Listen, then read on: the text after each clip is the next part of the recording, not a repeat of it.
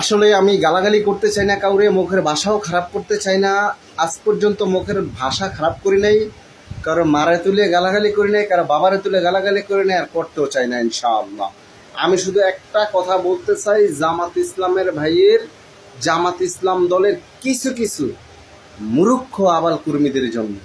কারণ সব কর্মীরা তো খারাপ না, সব কর্মীরা তো ভালো না। আপনি চরমনের কি সব মুরিদান ভালো?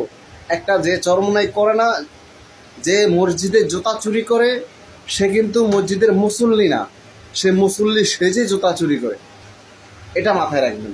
সে মুসল্লি সেজে জুতা চুরি করতেছে যেন মুসল্লির বদনাম হয়।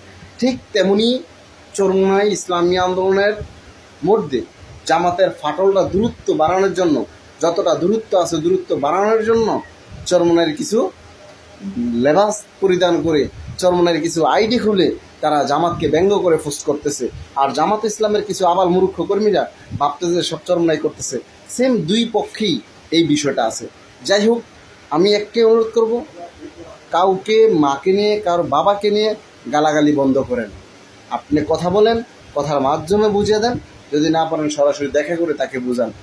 কিন্তু নোংরা ভাষায় একজন হক্কানি আলেমকে, একজন আল্লাহওয়ালাকে, দিনীকে, দায়ীকে, যার ইশারায় বাংলার জমিনে লক্ষ লক্ষ মানুষ হেদায়েতের পথে এসেছে, যার কথায়, যার বয়ান শুনে লক্ষ লক্ষ মানুষ দাঁড়িয়ে রেখেছে, তাদের বিরুদ্ধে কথা বলবে।